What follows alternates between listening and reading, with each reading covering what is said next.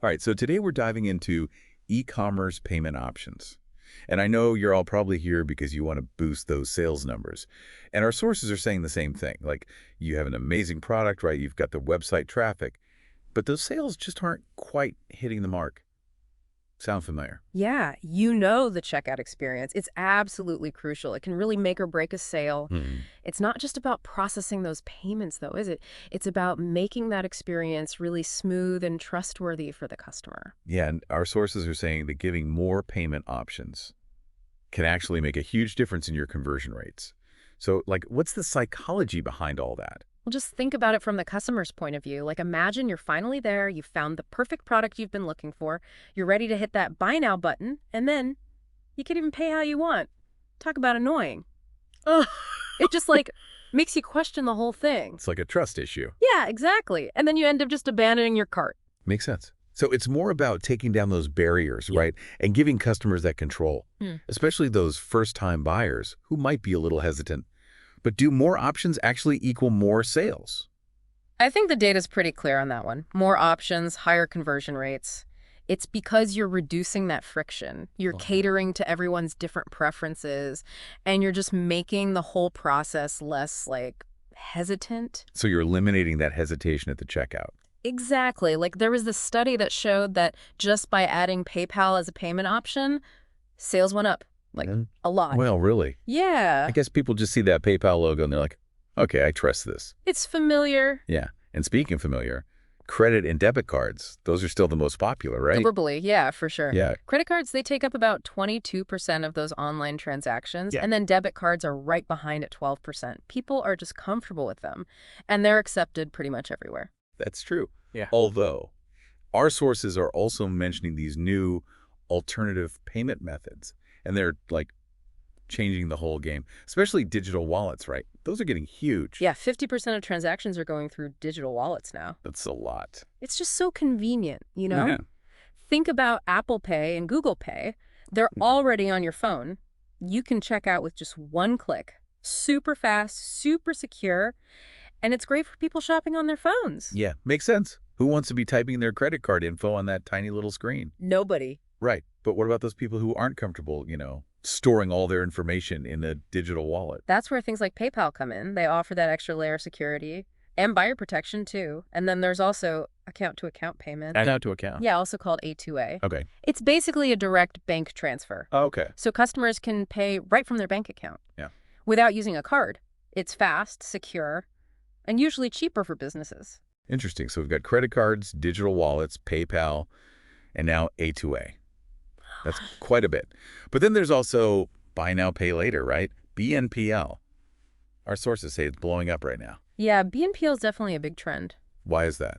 Well, it just offers a different kind of flexibility. It's really appealing to younger shoppers. Right. They might not want a traditional credit card. Yeah.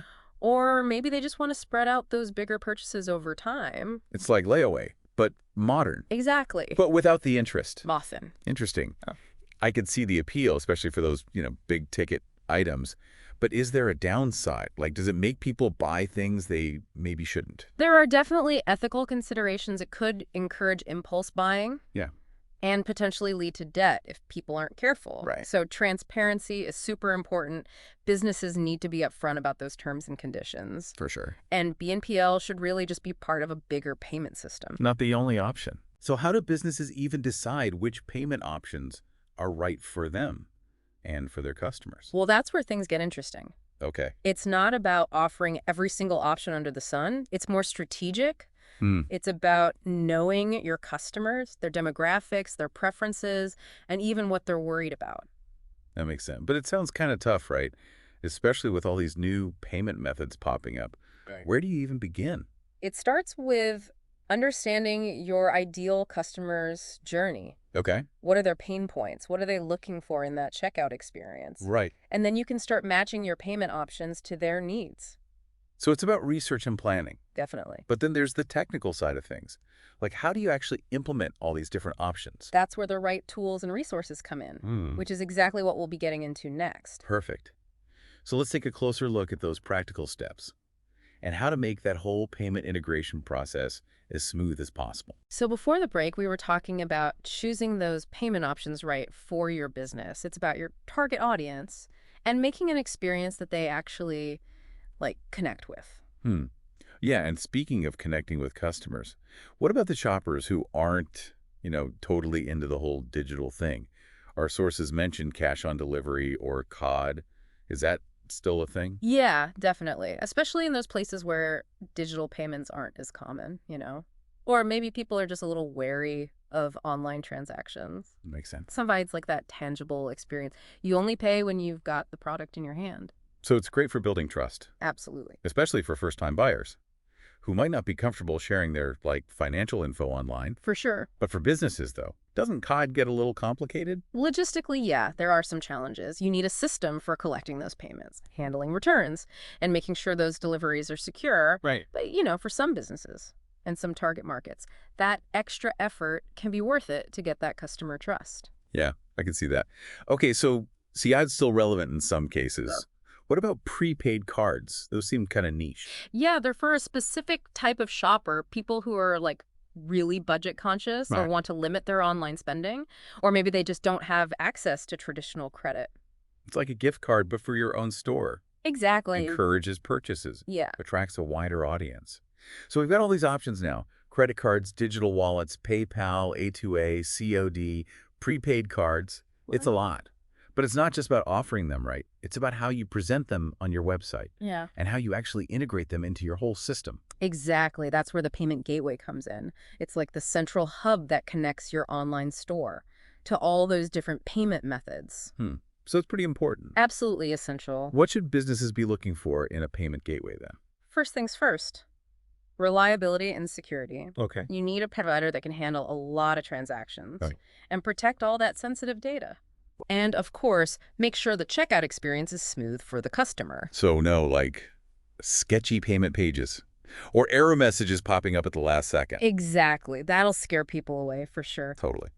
Beyond that, you also got to think about those transaction fees, customer support, and how much you can customize things. So it's like finding the right business partner, not just some random piece of software. Our sources mentioned Stripe, Square, and PayPal payments as good options for businesses just starting out. Yeah, they're all great. What makes them stand out? They're easy to use, affordable, and they integrate with a ton of payment options. Okay. Size super user-friendly, even if you don't have a whole tech team. So it's like a good foundation to build on. But what if you're a bigger business? Or need more customization? There are definitely enterprise-level gateways out there, designed for those larger companies, or those in specific industries. Okay. The key is to do your research, compare options, and choose one that's right for you. That makes sense. Yeah. So we've got our payment gateway figured out. What else do we need to think about? Optimization, that's the big one. Okay. Especially mobile optimization. People are shopping on their phones more than ever. So your checkout process needs to be perfect on any device. Makes sense. If it's clunky, you'll lose sales. Exactly. So key things to keep in mind. Keep those forms short and sweet. Okay. Nobody wants to squint at tiny little boxes on their phone. Ugh, yeah. Big buttons, easy navigation, and a layout that's designed for touchscreens. Exactly. And don't forget about speed. Oh, right. People are impatient. Very impatient. They'll abandon their cart if it takes too long. Yep. So make sure those pages load quickly. Optimize those images, streamline the code. Yeah, the whole process needs to be fast and seamless. Okay, mobile optimization, check. What else can we do to make that checkout experience super trustworthy and smooth? Security, that's non-negotiable. People need to know their information is safe.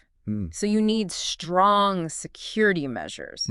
SSL certificates, fraud detection tools. Okay. And you got to be transparent about it. So don't be afraid to show off those security badges. Exactly. Let people know you're taking their data seriously. And if you're using a good payment gateway, mention that too. Oh, yeah, for sure. Seeing that PayPal logo or Stripe security features, that can really build trust. Definitely. Transparency is key. Absolutely. This is all great advice, but still sounds kind of overwhelming. It doesn't have to be. Okay. Remember, it's a journey. You don't have to do everything at once. Right. Just focus on your ideal customer. Okay. Pick a good payment gateway and then optimize, optimize, optimize. Optimize. Okay, so start with a good foundation, make it mobile friendly, prioritize security, and then... Then comes the fun part, personalization. Ooh. I like the sound of that. That's where you take everything you've learned about your customers and use it to create a checkout experience that's tailored just for them.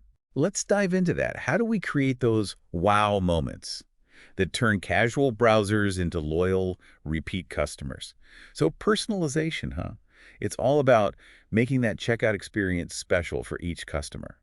It sounds like a pretty powerful way to keep people coming back for more. Oh, it absolutely is. It's that wow moment when they feel like Yeah, you get them, you know? I like that. And with payments, it's the difference between a good experience and one that really stands out. So how do we do it? How do businesses actually personalize those payments? We'll start with location. Like if you know a lot of your customers are in a place where Sudan is popular, make sure that's front and center when they're checking out. Right, so you're basically reading their minds. Exactly. What else can we personalize? Think about their past purchases. If they used Apple Pay last time, maybe pre-select that for them. So it's faster and easier for them. Shows you remember them. Exactly. What about new customers, though? New customers. You can try those targeted offers, like a discount if they use a specific payment method. Sure. Gets them to try something new. What else?